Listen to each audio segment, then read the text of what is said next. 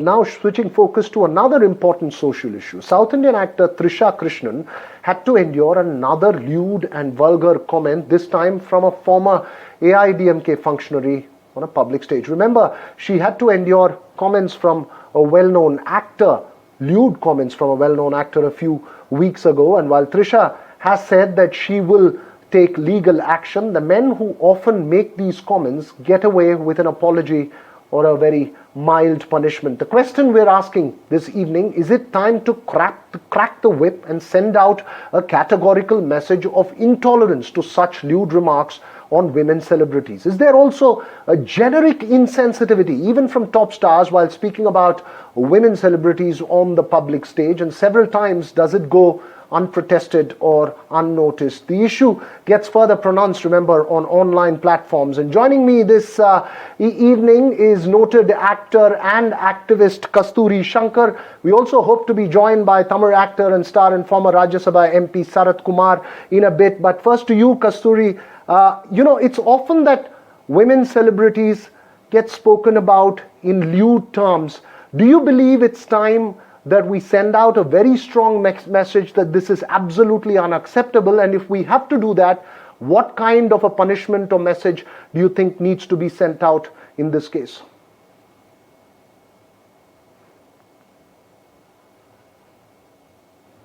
You need to unmute yourself, ma'am. Done. Sorry about that. First off, absolutely unacceptable and disgusting. Vile is the word I would use for the kind of abuse that people seem to feel at liberty to level at female celebrities, movie stars, be it movie stars or be it women achievers in other fields. They are routinely brunts of such vile abuses and sexual allegations with zero basis. You may have seen the guy's explanation video where he completely backtracks and says, I had no basis of saying any of it. In fact, I didn't even talk about Trisha. Now, coming to a little bit of history about Trisha herself, for some reason, she has been the butt of these kind of attacks for a long time. First, there was a video of her taking a shower in a hotel room, which was not necessarily her image. I thought it wasn't her, but it went viral and nobody wanted to believe that it wasn't her. So Trisha actually tried her level best to go out and explain that it wasn't her, but it didn't work. And then there was another scandal involving her in an inebriated condition in the East Coast Road of Chennai. That also became a huge controversy where she didn't really have offer a defense. And then Mansoor Ali Khan went ahead and said something quite lewd about her, for which she did get the support of the entire industry and feminists and activists as well. And that ended in her favor. But now, a political leader from a prominent party that has, the irony is that the prominent party that the political leader claims to belong to is the party that was founded by Puruchi Talavi J. Jayalalitha, a spectacular woman and actress herself. So when you think about it, that these guys just talked about actresses, not just Trisha, right, actresses in general being supplied to their political leaders. I don't know who he was maligning. His own leaders. He was obviously trying to malign the leaders, but he is maligning to say the least. Women in general.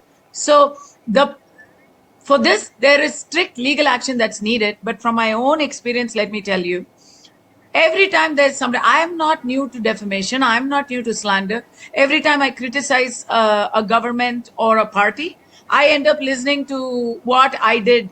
I get labeled, slut shamed, all sorts of names. And I'm not, it's impractical to act against it because of our legal system right now, where you can start a proceeding, but you will never see the end of it for 10 years, 15 years, and you cannot work. You have to it becomes a burden on the one who's actually fighting for justice eventually.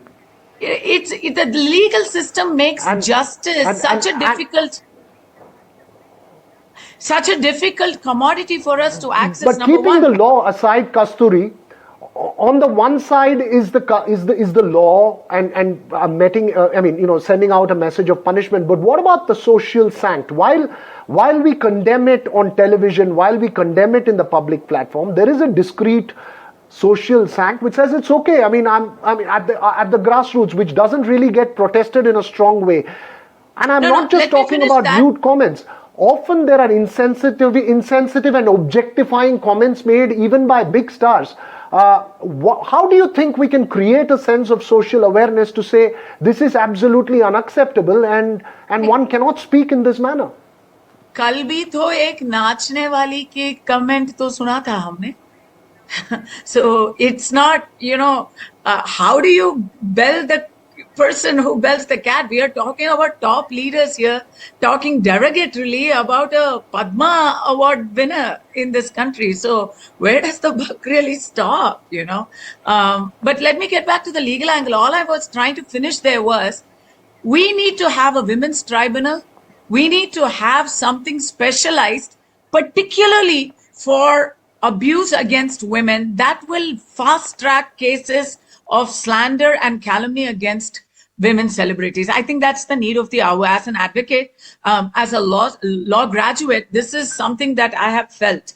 And as far as the grassroots level I understand what you say. There is a general acceptance among people because of a narrative that's been fed to us through decades. There is a general acceptance, or there is a general conviction among people, especially on social media, people who get fed on the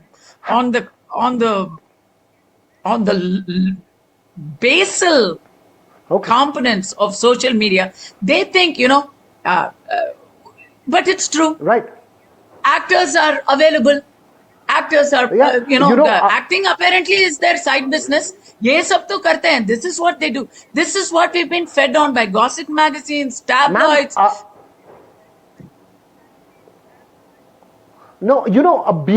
Going beyond this, and I want to ask you if there is a personal anecdote of you. You worked with several big stars in Tamil cinema and other southern cinema.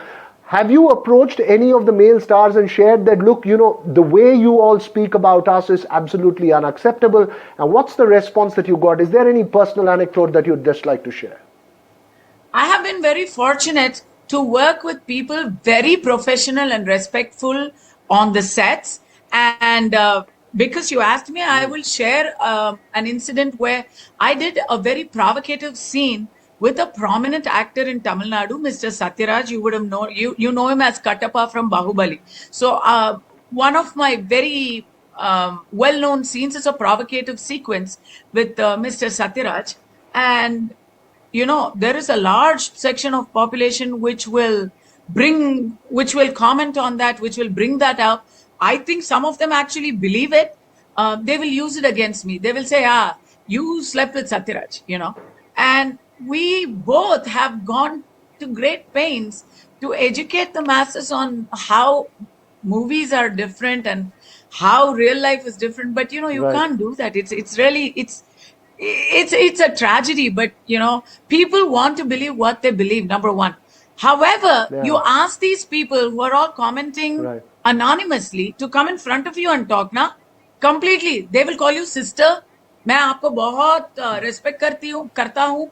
So it's the hypocrisy in our Indian society. We're not going to be able to change it in one day, but let's start one step at a time. I stood in solidarity with Trisha. A lot of us did. A lot of men are doing so as well. There was one more incident where I was linked with a political leader who is also from the film industry, Mr. Seeman.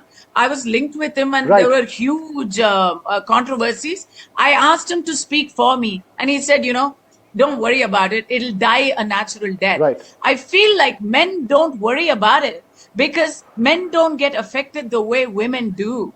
And it's an uphill task for us. I think we do have to educate the men in our industry. That's a very important point that you make there. Unfortunately, I believe because of technical issues, we couldn't be joined by Mr. Sharat Kumar, who was scheduled to join us. But thank you so much, Kasturi, for joining us and sharing those thoughts. Obviously, strong message need to be sent out against such remarks.